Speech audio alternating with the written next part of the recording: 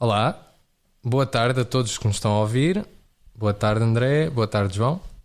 Eu sou o Zé e sejam bem-vindos a mais um episódio do podcast Filosofia, o bom, o belo e o verdadeiro. Hoje vamos falar de uma daquelas questões que tipicamente associamos às chamadas crises existenciais, pelas quais muitos de nós já passaram, estão a passar ou até virão a passar. Bem, alguma vez te perguntaste a ti próprio se a vida faz sentido? Se sim, então este episódio é perfeito para ti. Caso contrário, nós já temos episódios suficientes publicados, portanto pausa este, vai ouvir outro e mantém-te feliz no teu não questionamento acerca do sentido da vida. Não, estou a brincar. Esta questão não é uma questão de resposta fácil, mas é uma questão que vale a pena. Eu acho também que é, pelo menos falando da minha experiência, é daquele tipo de questões que muitas vezes faz com que as pessoas desenvolvam um interesse pela filosofia, uma espécie de porta de entrada, gateway drug.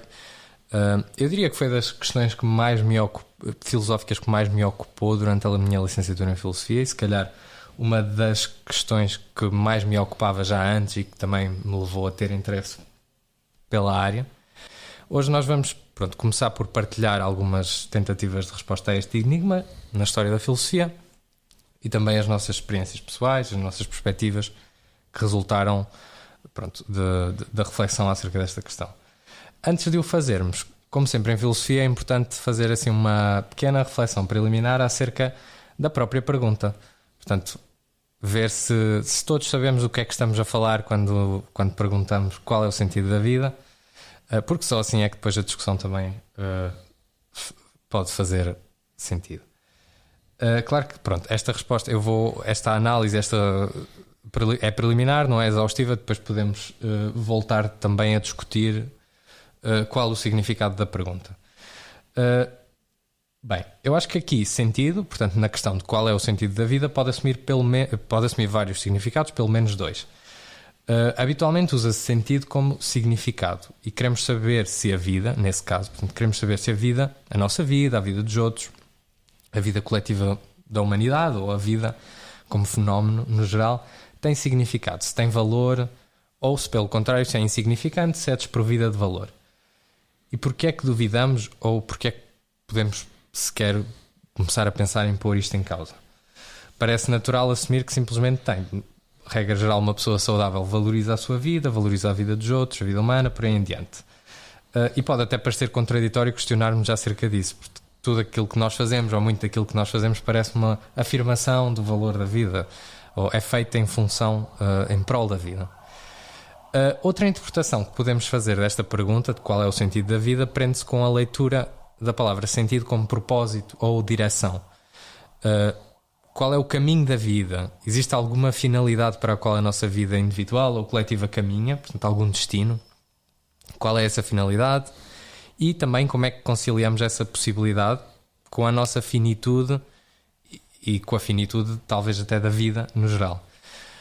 Eu acho que esta segunda interpretação, portanto a interpretação de sentido como direção, destino, a interpretação mais vetorial deste termo, tende a estar intimamente relacionada com a primeira, porque podemos achar, e se calhar muitas vezes achamos, que para a vida ter valor precisa de ter uma finalidade, precisa de ter um propósito.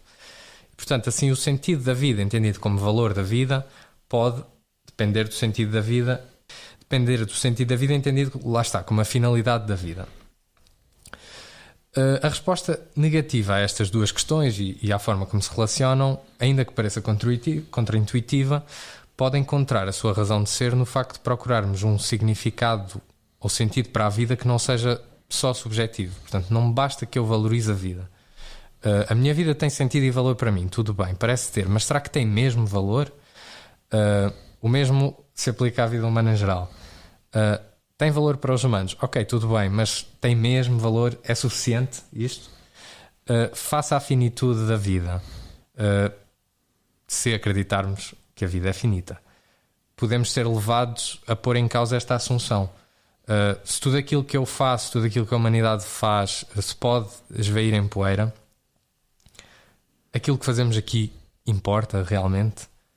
Se a direção da vida é incerta, se a sua finalidade for o seu próprio fim, o que é que andamos aqui a fazer? Qual é o propósito disto tudo?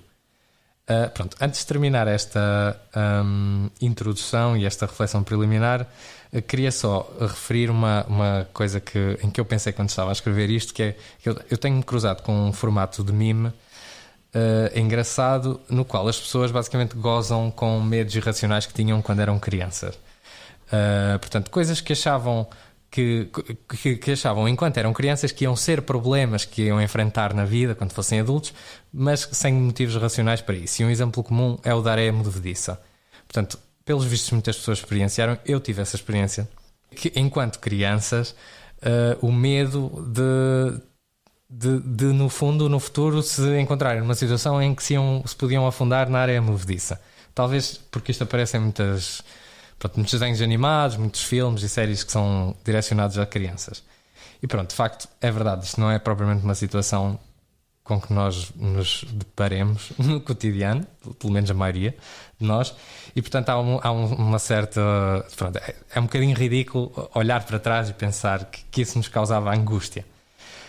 Depois existe outro, ainda neste formato, eu vejo muitas vezes outro exemplo a ser utilizado, que é o exemplo do Sol daqui a cerca de 5 bilhões de anos, supostamente explodir e, portanto, com a sua explosão, dar cabo da Terra e, por conseguinte, da humanidade, assumindo que a humanidade daqui a 5 bilhões de anos ainda está na Terra ou são na Terra. Novamente, então gozam com a irracionalidade disto, porque nós individualmente não vamos durar 5 bilhões de anos, por isso não faz muito sentido sentirmos essa angústia. Mas eu sugiro outra interpretação. Eu acho que a angústia com que nos deparamos quando somos crianças e ouvimos falar disto pela primeira vez tem menos a ver com isso e tem mais a ver com o facto de acarretar a descoberta de que é possível que exista um fim para a humanidade. Portanto, somos confrontados com a finitude da vida humana em geral, e eu acho que isso causa, se calhar, pela primeira vez numa criança, uma certa angústia existencial. Pronto, e eu queria só partilhar isto, que acho que é engraçado relacionar isto com a questão que nós vamos discutir hoje. Bem, colocado então em cima da mesa esta problemática, vamos focar-nos primeiro, vamos falar um bocadinho de várias posturas e perspectivas da história da filosofia, algumas das principais perspectivas. Portanto, nós basicamente fizemos aqui um trabalho de casa e cada um de nós vai falar um bocadinho sobre ideias filosóficas que se encontram na história da filosofia em torno desta questão ou de outras questões parecidas, não exatamente iguais, mas suficientemente parecidas. Portanto, basicamente vamos ver o que é que dizem os nossos amigos filósofos acerca do que é então o sentido da vida, será que a vida tem sentido ou não. Então, André, peço-te que comeces tu, visto que vais falar da tentativa daquelas que nós pesquisamos, a mais antiga, a primeira, cronologicamente. Força. Olá, Zé. Olá, João. Olá a todos que estão me ouvindo. Sim, o episódio sobre o sentido da vida, ele promete ter bastante o que falar, porque ao longo da história da filosofia a gente tem vários pensadores, né, que tentam tratar desse problema. Uma coisa também que, pensando no que o José disse, a nossa areia movediça na vida adulta é psicológica.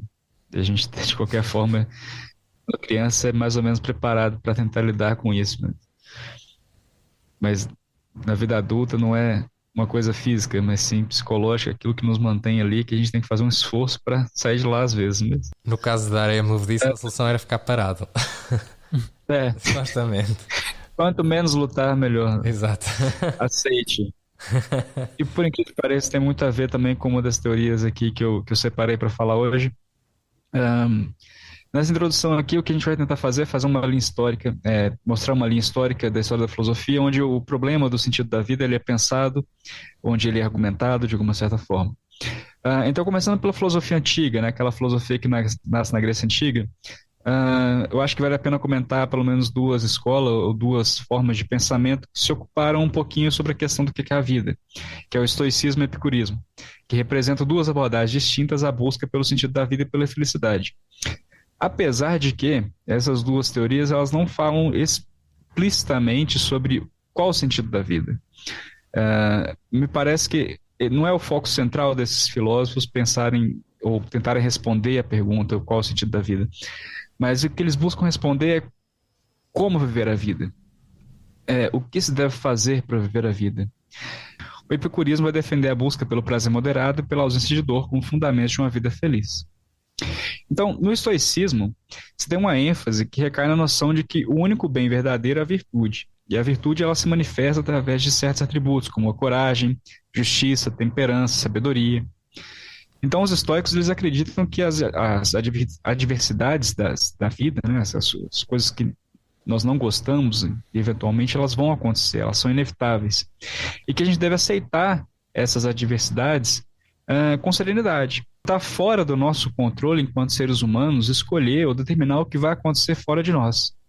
Então, se as coisas na natureza ocorrem independentemente da minha vontade, não faz sentido eu me ocupar, seja racionalmente ou sentimentalmente, a respeito das coisas que eu não controlo. Então, o estoico, ele vai dizer que a única coisa que eu posso, de uma certa forma, controlar são as minhas reações diante das coisas que acontecem no mundo.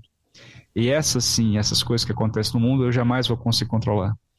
Então, a virtude é vista como uma chave para se alcançar a daimonia. Daimonia é uma palavra grega que geralmente é traduzida por felicidade, que está muito mais ligado com um sentimento de autorrealização, um sentimento de autossegurança. Então, a daimonia geralmente se traduz por felicidade, mas não é aquela felicidade, nossa, ganhei na loteria, né? Não, é uma felicidade de que, nossa, minha vida é bem vivida. Eu não tenho grandes arrependimentos, eu vivo bem a minha vida frente ao mundo. O epicurismo, por outro lado, ele vai buscar o que eles chamam de ataraxia, que é a tranquilidade da alma, um estado de espírito tranquilo. E a ataraxia ela se dá por uma busca pelo prazer moderado e na ausência de perturbações. Ou seja, a felicidade, digamos assim, né, o modelo epicurista vai dizer o seguinte, olha, felicidade ou daimonia é uma coisa que devemos buscar, mas existem pequenos prazeres da vida ou pequenas coisas que nos trazem felicidade, nos trazem prazer. E viver bem a vida seria isso, buscar esses prazeres e, de certa forma, também tentar evitar perturbações ou tentar evitar o sofrimento.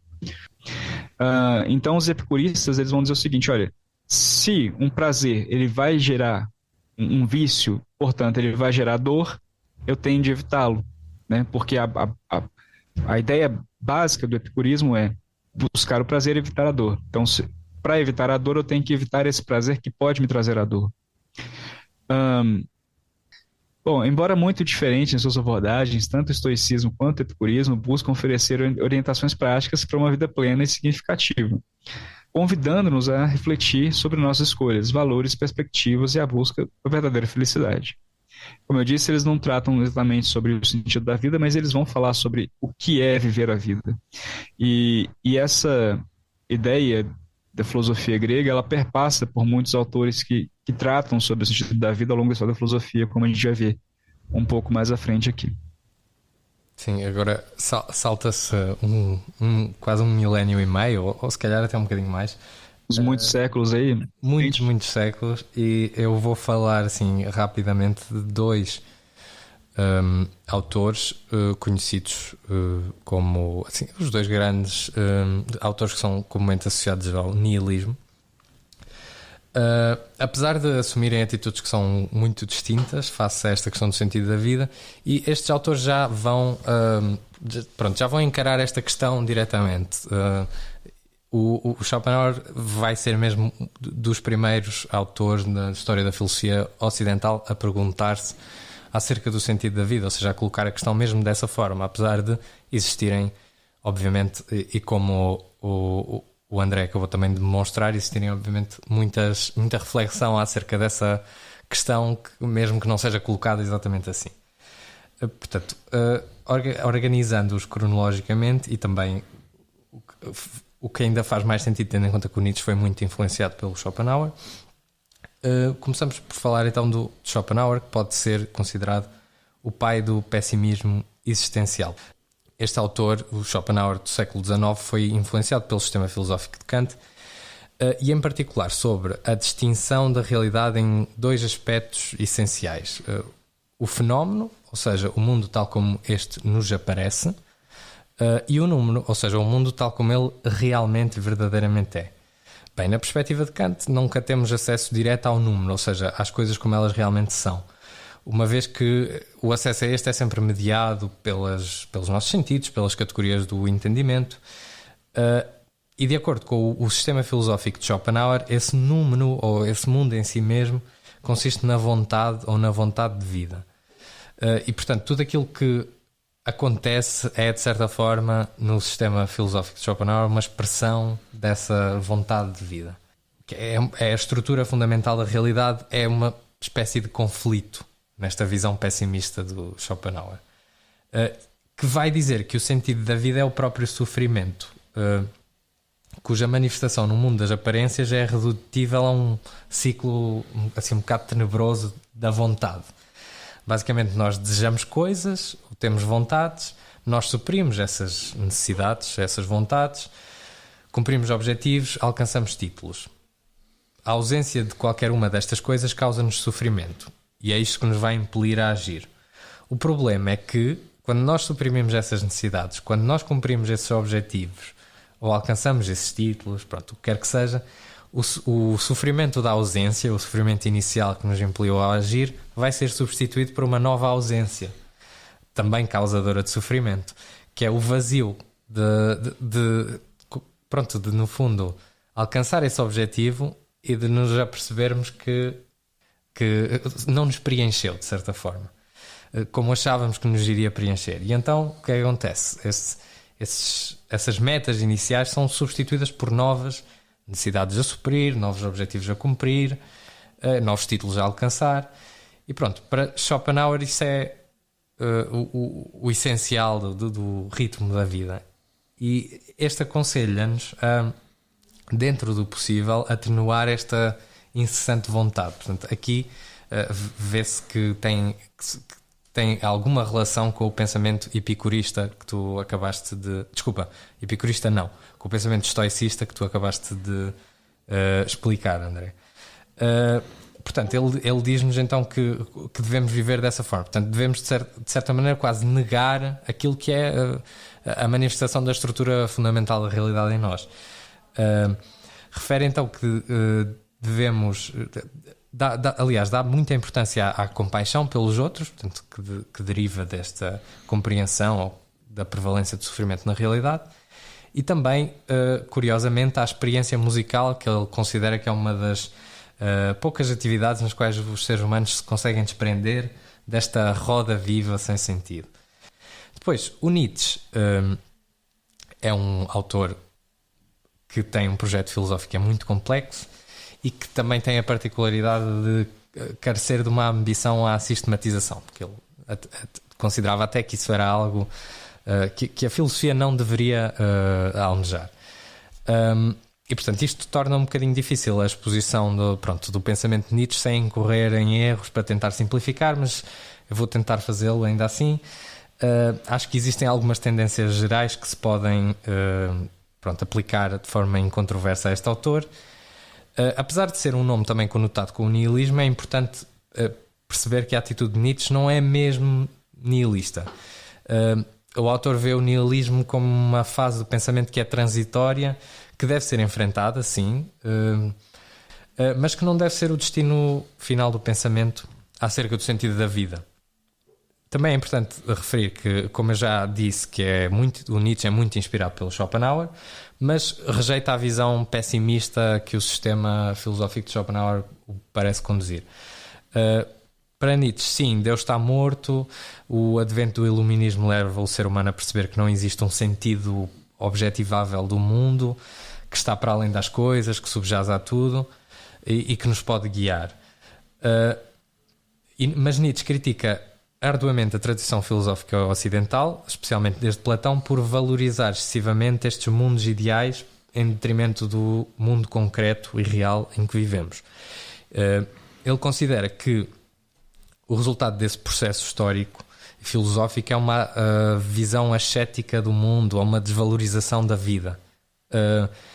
e que é expressa e também, pronto, reforçada pelos paradigmas da religião cristã e católica, que é outro dos principais alvos da crítica do Nietzsche.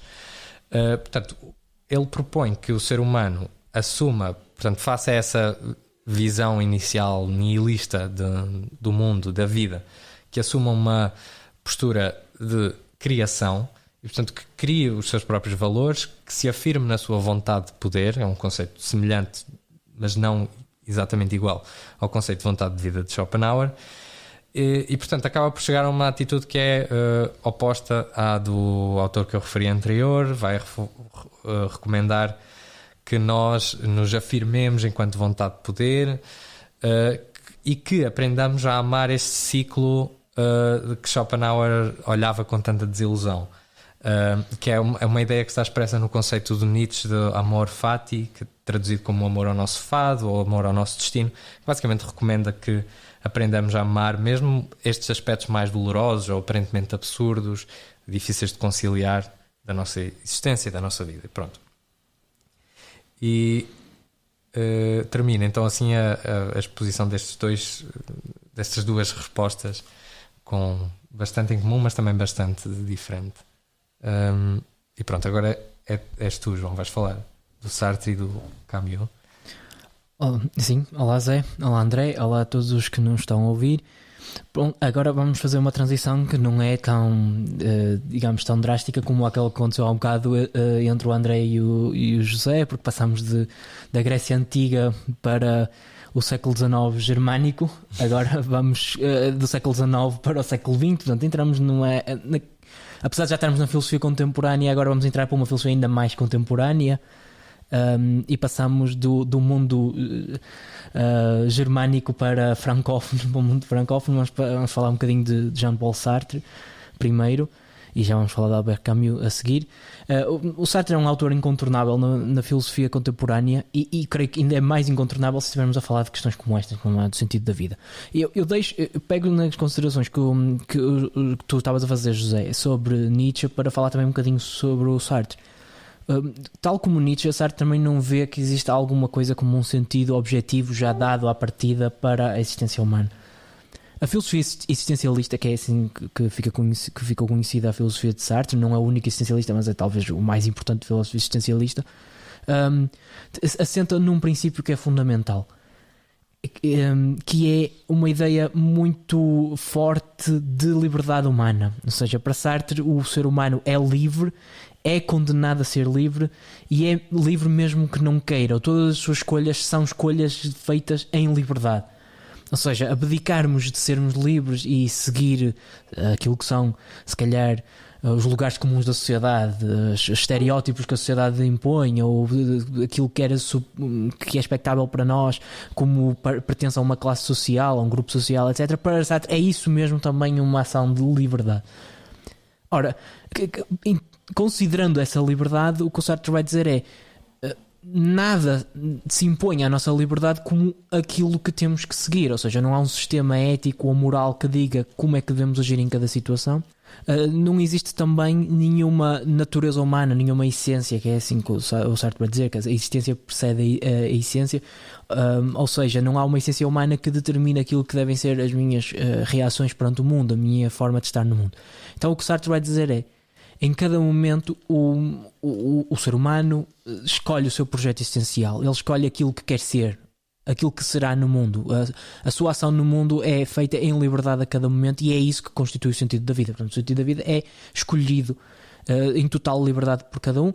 Não é que o Sartre obviamente negue as condicionantes da ação que ele considera que existem. Portanto, o ser humano nasce e vê-se encontrado com o mundo em certas circunstâncias económicas, sociais, históricas, filosóficas, religiosas, etc. Mas que essas circunstâncias são necessárias para tornar inteligíveis as nossas ações, mas as nossas ações ainda assim são sempre livres. Por mais que vivamos sob um regime autoritário, por mais que vivamos sob a indoutrinação de algum tipo de dogma que nos impõe, nós somos livres perante isso. Diz-nos Sartre. É uma ideia controversa, claro. Portanto, resumindo, não há um sentido prévio. Para Sartre, essa pergunta não faria sentido assim. O que existe é uma construção de sentido. livre de cada um.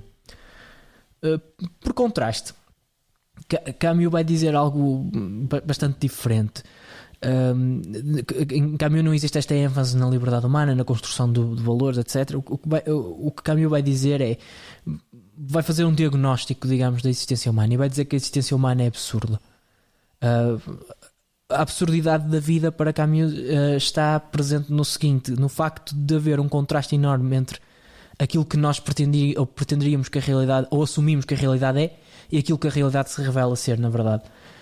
Nós aspiramos a uma vida de felicidade, de um mundo feliz, de um mundo provavelmente utópico, de realização pessoal e coletiva. Vivemos num mundo de aspirações, e até de aspirações racionais e intelectuais. Nós pretendemos descobrir a realidade em sistemas filosóficos com princípios que são bastante simples e que tornam tudo inteligível e facilmente entendível para o nosso entendimento, para a nossa razão. Acontece, diz-nos Camus, que todos esses projetos falham. A realidade, não, de certa forma, não colabora connosco para nos dar aquilo que nós gostaríamos que ela desse, e esse contraste é que é a absurdidade para Camus. A absurdidade da existência é precisamente essa: é o humano não vive num mundo que é para o humano. E quando nós tomamos consciência disso, há uma tragédia. Portanto, há um episódio trágico naquele momento. Quando nós tomamos consciência dessa absurdidade. Aquilo que Camus vai recomendar não é propriamente, digamos, uma construção de sentido, como o Sartre recomendou, uma construção de sentido feita na liberdade. É uma heroicidade perante a tragédia, assumir aquilo que é a concretude, que é a experiência humana, passar do mundo das aspirações para o mundo da experiência, e viver assim no mundo, viver na procura da maior quantidade de experiências do que propriamente em elevar uma qualidade que nunca será alcançada. E portanto a recomendação de Camus vai ser: sejamos fortes, sejamos heróis, e perante a absurdidade não desistamos. Um problema muito importante para Camus é o problema do suicídio, é porque viver. E ele diz: porque viver, a existência é absurda, mas há que a enfrentar, porque há coisas a viver. Há coisas a viver, apesar de não termos um fim determinado à partida. Portanto, seria mais ou menos esta também a contribuição de Camus. Talvez algumas das pessoas não estejam a ouvir, se calhar já se cruzaram com o mito de Sísifo, com aquela ideia do homem que está a levar um pedregulho pela colina acima e que quando chega ao topo da colina o pedregulho cai, ele tem novamente que o empurrar e vive a vida toda assim. E pronto, há certos elementos disso, se calhar, na vida de todos nós. E o Camus pede-nos que encaremos isso como que imaginemos o Sísifo, esse tal sujeito que está a levar a pedra pela colina acima, que o imaginemos feliz. E portanto tentemos encarar, não é, essa absurdidade da vida, esse caminho que parece não levar a lado nenhum por vezes, com esse heroísmo, não é? E que consigamos retirar prazer dele, ou conseguirmos ser felizes nesse processo ainda. Só para complementar a ideia do mito de Sísifo, que o mito de Sísifo, ele é muito interessante porque ele tem uma carga dramática ali, que é a história de um indivíduo, enfim, que ele foi penalizado pelos deuses, e a pena dele é viver a eternidade, a rolar uma rocha, uma pedra acima de uma montanha, para no final, quando ele chega lá no topo da montanha, a pedra a rocha vai rolar montanha abaixo, ele tem que descer e voltar tudo de novo, e isso seria pela eternidade. E o Camus diz o seguinte: olha, por que os deuses fizeram isso? Por que isso é um castigo? Porque não existe nada de pior para um humano do que fazer um esforço que não vai levar a lugar nenhum. Ou se o sol explodir, vão esses objetivos todos pelujar também, e nós não sabemos o que é que o futuro reserva à humanidade.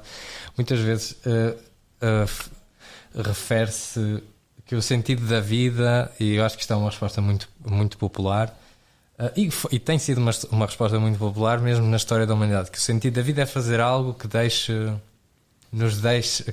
que faça com que nós sejamos lembrados para a posteridade. Mas mesmo isso nunca é uma garantia, não é? É tudo uma questão de quanto tempo. Claro que aquilo que nós fazemos à partida tem um impacto que até pode ser eterno, mas naquele sentido mais antropomórfico, mais de ok, a humanidade vai se lembrar de nós, o nosso nome, pronto, a nossa figura, a nossa identidade pessoal vai se manter viva de certa forma. Não necessariamente. E se calhar nesse sentido, tudo aquilo que nós fazemos tem o seu quê de absurdo, não é? Porque nós estamos se esse for o nosso objetivo. E dentro da ideia do mito de Sísifo também, quando o Camus no final do livro ele diz assim que é preciso imaginar Sísifo feliz, que também entra na ideia do suicídio que o João estava falando. Reconhecer que a absurdidade não significa dizer que a vida não vale a pena ser vivida. Por quê? Porque o viver não está no chegar no objetivo de realizar um trabalho que seja plenamente reconhecido ou que seja plenamente com algum objetivo. O viver a vida está no caminho, está no processo, né? Então, enquanto ele sobe, ele pode ter alguma alegria, enquanto ele desce a montanha, também ele pode ter alguma alegria. Então, nesse sentido, talvez é preciso imaginar Sísifo feliz. O que eu acho também que tem muito a ver com o que eu disse lá no início, dos filósofos gregos, que eles não estão preocupados tanto com o sentido da vida, mas eles vão falar sobre como viver. E me parece muito isso, assim, dessas filosofias antigas, de que, olha, independentemente do que você queira, né, o que você diz que é o objetivo da sua vida ou da vida dos outros em geral, o importante mesmo é o processo de ser vivo. E é curioso porque, assim, a gente pulou a Idade Média também, e se calhar na Idade Média a gente teria talvez alguns autores que não, o sentido da vida está dado porque Deus nos criou e alguma coisa assim, talvez uma forma de nos acalentar, né, frente a uma teologia que nos dá sentido, mas a gente pulou também essa parte da história. Eu posso fazer um comentário sobre aquilo que estavam a dizer ainda sobre o Camus, sobre o mito de Sísifo? A ideia de imaginar o Sísifo feliz seria precisamente o Sísifo que também esqueceu ou que deixou de dar tanta ênfase em colocar a pedra na montanha e deixá-la ficar lá, não é? Ou seja, é precisamente aquele Sísifo que admite que os ideais nunca serão cumpridos. E aqui tínhamos que pensar, já estavas a dizer isso, André, e eu concordo. Pensemos no caminho de Sísifo, porque nós estamos a pensar no caminho de Sísifo à distância, não é? É ele levar a pedra e a pedra a cair, mas quantas pessoas é que ele encontrou no caminho? Ou que animais é que ele viu? Que plantas é que descobriu? O que é que ele pensou? Que pensamentos filosóficos é que teve? E lá está, a vida é um bocadinho isso, não é? São esses pequenos elementos que, que se calhar não são descobertos à partida de uma forma à distância, digamos, com as lentes do raciocínio abstrato, mas se calhar na própria experiência, no momento nós conseguiríamos, se estivermos abertos a isso, a ter experiências que são significativas, digamos assim, nesse caminho que pode ser visto como absurdo se tivermos, lá está, à partida a exigir que a realidade se demonstre de uma determinada maneira que seja colaborante com as nossas aspirações.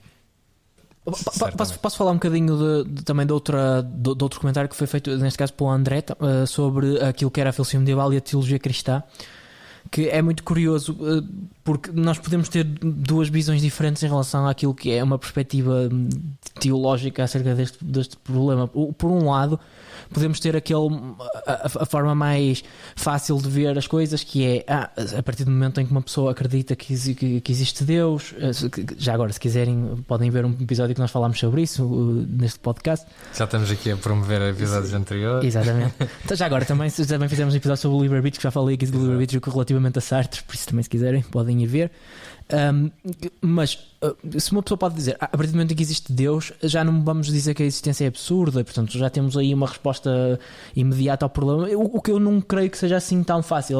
Acho que a passagem não é assim tão direta, porque mesmo no pensamento cristão existem vários autores, existe uma consciência de que aquilo que é a vivência humana e aquilo que é a vivência no mundo concreto, da experiência concreta do dia a dia, muias vezes é confrontado com absurdidades, com o mal, com algo que não está resolvido. Portanto, há aí também muita. Aí teria a haver muito mais ainda a explorar, creio eu, sobre o que seria uma resposta também do ponto de vista cristão a este problema. Eu concordo plenamente com o João, e assim, fazer um paralelo, assim, numa ideia de que, se a gente parar para pensar que a filosofia cristã, principalmente a filosofia do início da Idade Média, ela tem muita influência do neoplatonismo, né? e uma ideia dualista também, que vem de Platão, de que, bom, a gente pode até chamar de absurdidade isso, né? Que é o quê? A alma, segundo Platão, almeja sair do corpo, né? Porque o corpo, ele é falho, ele é, enfim. Então, se a gente traz isso para o contexto cristão, também existe uma ideia de que, por exemplo, felicidade plena está em Deus, né? E por mais que eu, enquanto humano aqui, posso almejar essa felicidade, ela só é mesmo alcançada estando lá, né? E então, assim, de fato, não é uma questão apaziguável facilmente, né? É claro que existe a absurdidade do mundo material, da vida factual, pragmática, né? Frente aos absurdos da vida mesmo, do sofrimento, ah, injustiças e etc, né? Mas eu acho que ainda assim existe um acalento de, olha, Deus garante alguma felicidade, Deus garante alguma paz, ou pelo menos essa possibilidade, né? O que é completamente diferente da filosofia niilista, por exemplo, que vai estar na base dos existencialistas, né? Não tem nada, não tem Deus, não tem nada. Claro. E para a parte mais de direção da vida, não é? A ideia de que pode haver uma vida para além da morte, em que tudo é perfeito, sei lá, estás em comunhão com Deus, quer que seja, isso também já pode, se calhar não satisfará toda a gente, não é? E se calhar espíritos mais, pronto, curiosos ou mais, pronto, com esta tendência para questionar estas coisas podem ainda assim viver nessa, pronto, questionar-se um bocado, então, mas como é que existe mal no mundo, então, pronto, e questionar-se acerca das próprias contradições dentro dessa visão, mas acho que pode ajudar um bocado, não é? Se tu acreditares mesmo nisso, dá-te um certo conforto. E tu estavas agora a falar dessa questão do neoplatonismo e da forma como influenciou também o pensamento cristão e as críticas do Nietzsche a esta tradição e esta evolução do pensamento tem muito a ver com isso, com a ideia de que pela valorização desse domínio ideal que depois pode ser por exemplo, a valorização da vida após a morte. O que pode acontecer, ou aquilo que Nietzsche considera que acontece, é que se acaba por desvalorizar aquilo que é a vida na sua concretude e de certa forma acho que isso também depois se vai ter, essa crítica tem algum mérito, porque realmente depois muitas das regras religiosas têm mesmo a ver com isso, não é? Têm mesmo a ver com essa negação destes aspectos mais carnais da nossa existência, que claro que também podem ter manifestações negativas, mas que às vezes parece que há uma ambição, lá está, uma ambição ascética de cortar completamente com isso. Claro que depois o Nietzsche também, acho que na minha perspectiva, acho que acaba por deitar o bebé com a água do banho, porque acaba por se manifestar também contra princípios dessa visão ou valores que surgiram nesse processo histórico, valores de igualdade, pronto, de humanidade, de compaixão, que são positivos, mas que ele considera que também devem ser rejeitados e que também fazem parte dessa tendência de negar a vida.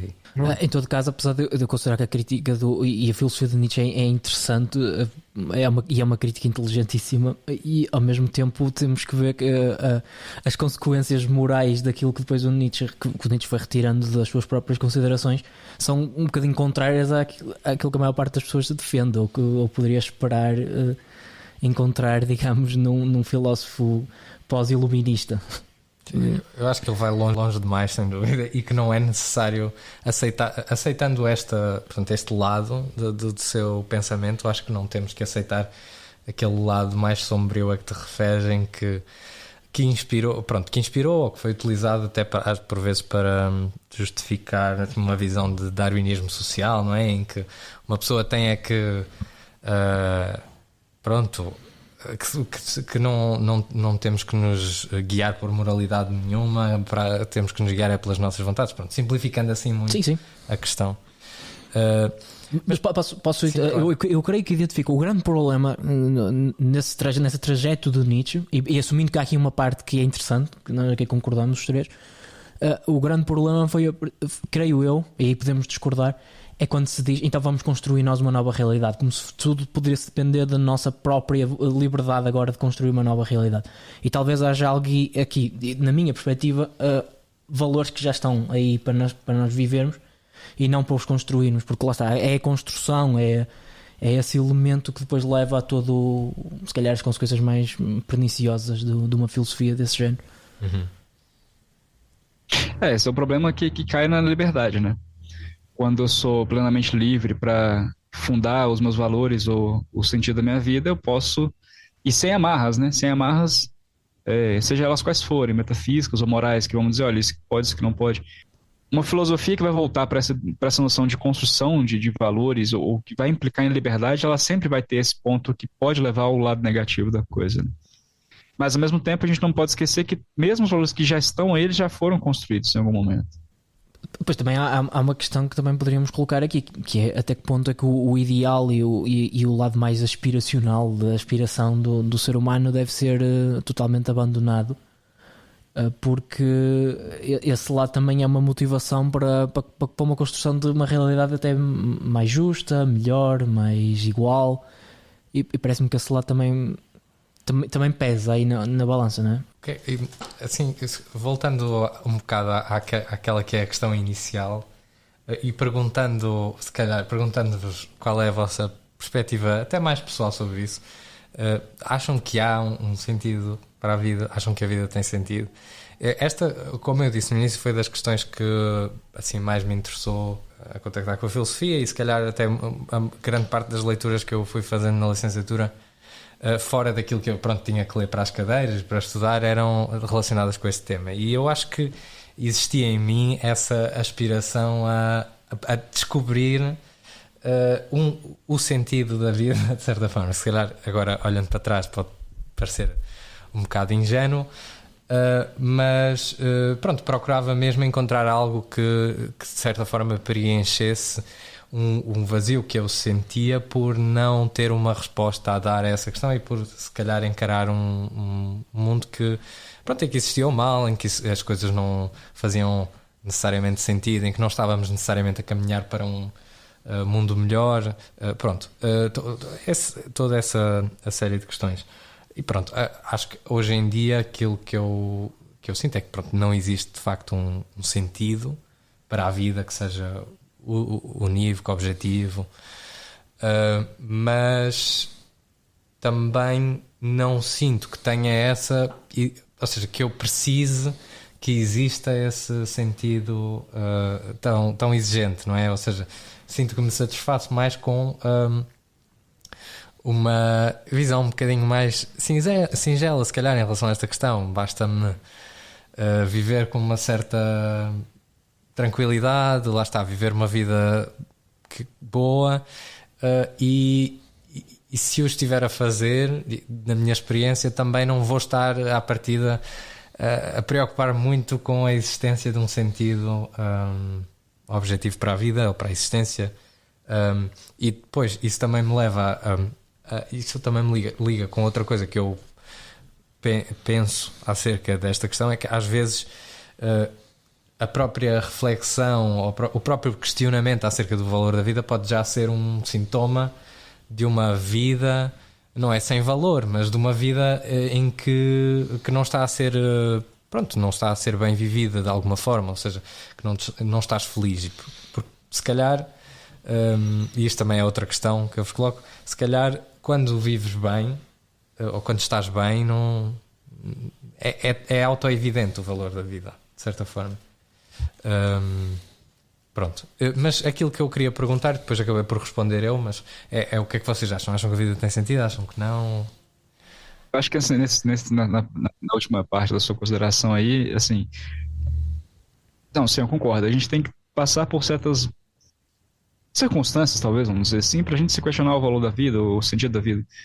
Mas eu acho que é intrinsecamente a ideia de viver uma boa vida tem de perpassar por perguntas como essa. Mais ou menos como dizia Sócrates, né? Uma vida bem vivida, ela tem de ser refletida. Ou uma vida irrefletida não vale a pena ser vivida, como dizia Sócrates. Então, é parte, eu acho, de viver bem uma vida, você conseguir reflexivamente se perguntar certas coisas. Não necessariamente fazer filosofia, mas se perguntar sobre certas coisas, né? De onde eu vim, para onde eu vou, qual é o sentido da minha vida, etc. Durante a graduação, quando eu estudei mais a fundo o niilismo, Nietzsche, Schopenhauer, o niilismo ele me pegou de um jeito muito forte, assim. Foi uma das filosofias que eu não só entendi, mas eu senti. Não sei se faz muito sentido isso para vocês, mas Sim. que não basta só você entender a ideia de não ter nada, não ter um Deus, não ter um sentido último, não ter um valor moral supremo. Essa ideia de que não existe o absoluto. Quando você entende ela pode gerar angústia como ela pode gerar liberdade. Então é um movimento reflexivo que ele pode gerar também certas respostas, digamos até emocionais mesmo, no sentido de, olha, isso aqui me atrai mais, isso aqui me atrai menos, etc. E a partir dali eu não consigo mais ver o mundo em outra forma, senão o sentido é de fato construído, né? Sei lá, me mantenho dentro dessa ideia da filosofia contemporânea, niilista barra existencial. Como dizia Sartre, a existência precede a essência, ou seja, aquilo que eu acho que eu sou é aquilo que eu faço e vivo, e é o que eu construo ao longo da minha vida. Então, a vida é essa, e o sentido da vida é viver essa vida. Respondendo à pergunta, qual é o sentido da vida? Eu aí concordaria que não é possível alcançar uma resposta, ou seja, se a ideia for alcançar uma proposição que se aplique em geral a todos os humanos e que diga o sentido da vida é, e agora completar o espaço em branco, não existe. Acho que o pensamento filosófico não é capaz de o dizer. Mas agora faço aqui se calhar aqui uma inversão daquilo que estou a dizer e defendo que o sentido da vida pode ser experienciado. Ou seja, ligando também aqui um bocadinho com o que estavas a dizer há pouco, José, é possível que eu sinta que as coisas valem a pena ser vividas e que experiencie isso na minha experiência do cotidiano. E é isso não precisa propriamente de ser justificado por algum tipo de teoria filosófica. Muitas vezes, mais uma vez ligando com o que estavas a dizer, isso é mais uma manifestação de um estado de espírito, de algo que pode ser psicologicamente explicado, do que propriamente com uma adesão teórica a certas ideias. Aquilo que eu posso apenas dizer é, eu consigo na minha vida experienciar, principalmente em alguns momentos, e que isto é uma coisa que vai mudando, como qualquer estado de espírito, como qualquer estado psicológico, eu consigo experienciar muitas vezes em que realmente há um sentido, e esse sentido não é construído, ou seja, e nesse aspecto rejeito as teorias mais construtivistas, mais subjetivistas do sentido, que seriam, por exemplo, aqui o Nietzsche e o Sartre, foi daquelas que nós falamos. E que, além disso, não apenas na minha vida, mas lendo, por exemplo, aquilo que muitas pessoas deixaram feitas, que viveram neste mundo de uma forma que me parece admirável, eu consigo plenamente dizer há sentido, mas isso não me compromete a dizer que eu tenho uma teoria para explicar o que é o sentido. Não sei se isto fez sentido. Fez. Dentro dos possíveis nesta vida que é absurda e tal. Não, mas eu também, quer dizer, eu também tenho uma atitude. Há bocado, André, tu estavas a dizer que sentes que a vida. Concordas com aquela afirmação de Platão de que a vida, para valer a pena ser vivida, tem de ser examinada? É algo. Sim, Sócrates, sim. De Sócrates, exato. De Sócrates, Platão, exato. Separável. Eu não acho. Às vezes acho até que é a vida não examinada que vale mesmo a pena viver. Não, é claro que acho que a filosofia. Sim, sem sombra de dúvida, a ignorância é uma bênção, né? Você não pensar em nada e viver só o momento, nossa, que maravilha, óbvio. Sim, isso é muito bom. É óbvio que não é sustentável viver assim, não é? Mas eu acredito que possa existir um equilíbrio. Mas pronto, na minha experiência pessoal e na minha experiência, que vale o que vale, não é? Não estou a tentar fazer afirmações universais. De facto, não sei até que ponto é que a minha passagem por estes pensamentos, se calhar fiquei um bocado mal eu estar a dizer isto num podcast de filosofia, mas não sei até que ponto é que a passagem por estas tentativas de fazer sentido da vida me fizeram, lá está, ligando com o que tu disseste, João, sentir que a vida valeria a pena. Também não posso dizer que a reflexão filosófica acerca desta questão não possa ter tido um efeito positivo, não sei, não é? Ou que não terá um efeito positivo em muita gente. Eu sinto que não pensar muito no sentido da vida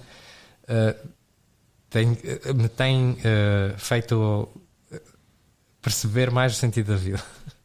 É justamente porque é construído, né? Uhum. Se você pensa a respeito, você não vai chegar, entre aspas, né, a lugar nenhum, a não ser o próprio fato de pensar a respeito. Mas assim, é claro que... pode ser. Não, ia só perguntar, porque tu disseste por ser construído, não é? Mas pelo que estavas a afirmar, tu achas que é construído? Sim, acho que sim. Acho que é. Acho que não é construído naquele sentido do Sartre de nada te é. Pronto, tu podes construir a partir do nada. Acho que é um resultado de quem tu és, das tuas experiências, mas acho que existe assim um processo de construção mental, não é? De organização de organização de prioridades, daquilo que tu queres para a tua vida. Lá está, eu acho que se calhar a minha questão aqui é mesmo de a diferença, e se calhar isso também tem a ver comigo e com aquilo que eu disse mais antes, que foi uma coisa é a ambição de procurar um sentido transcendente, e isso, eu a certa altura desisti disso. Outra coisa é a ambição de procurar um sentido para ti. Acho que o André encravou. Houve aí alguns pontos de contraste entre a tua perspectiva e a do André. Era só para perceber se esta parte concreta, este ponto específico da construção do sentido, se também era algo em que estariam de acordo. Você acha que tem algum sentido implícito, João? Transcendente? Você disse que sim, né? Você acha que sente, assim, a partir de uma intuição você consegue achar que sim, há um sentido. Eu tenho dificuldade em dizer que é um sentido transcendente. Acho que é mais o problema seria mais esse. Parece-me que há um sentido. Esse sentido é algo que eu apreendo enquanto apreendo o mundo à minha volta. Portanto, algo que eu descubro na descoberta das várias coisas com que me confronto, da história da humanidade, da experiência do cotidiano, etc. Parece-me que é algo que eu encontro. Se é transcendente, porque normalmente transcendente parece denotar algo como um princípio abstrato, uma ideia platónica que dá sentido depois à realidade cá em baixo, digamos assim, usando uma metáfora espacial. E isso eu já rejeitaria. Portanto, um sentido imanente, quase. Não? Sim. acho que consigo perceber o que queres dizer, sim. Ok. Uma transcendência na imanência. Possivelmente. Que não é bem isso. Possivelmente. Está com cara de quem. Não, não tinha que pensar melhor nos termos, mas sim, mas eu acho que vocês estão a perceber o que eu quero dizer. Portanto, okay. Não é algo que se dependa da minha psicologia. Eu não acho que, por exemplo, um ato heroico por algo justo no mundo, por um mundo melhor, etc., seja algo que é bom ou que vale a pena porque o nosso cérebro está conectado de certa forma, ou porque a nossa história evolutiva é esta ou aquela. Acho que há ali algo mais do que isso. Bem, Pronto, e fica assim com esta vagueza. Há ali algo mais do que isso, desculpem lá.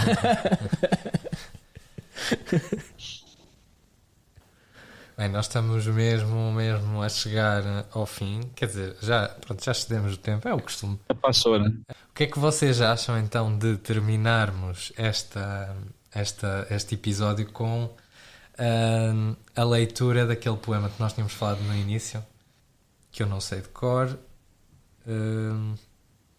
João, tu entretanto ainda não te lembraste dele por inteiro, pois não? Não, acho que é a primeira estrofe, mas não tenho a certeza se é da primeira Também estrofe. pode ser a primeira estrofe, se calhar.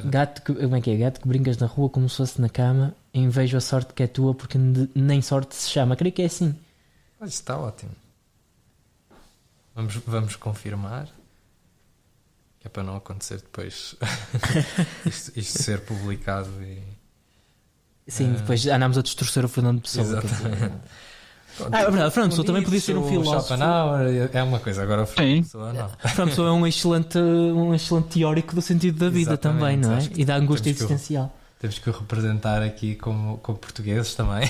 Mas eu acho que o Fernando Pessoa era mesmo. Não, ele tem várias ideias. Oi? É o que é Eu acho niilista? que ele era niilista, sim, não tem essa ideia. Ah, sim. O ortónimo. Sim. Sim, dá essa impressão, de facto. Tem também umas ideias meio realistas e contra-metafísicas. Não tem filosofia, tem sentidos. Muito, muito legal. Esse é o Alberto Queiro, o heterónimo Alberto Queiro. É. Que seria aqui uma espécie de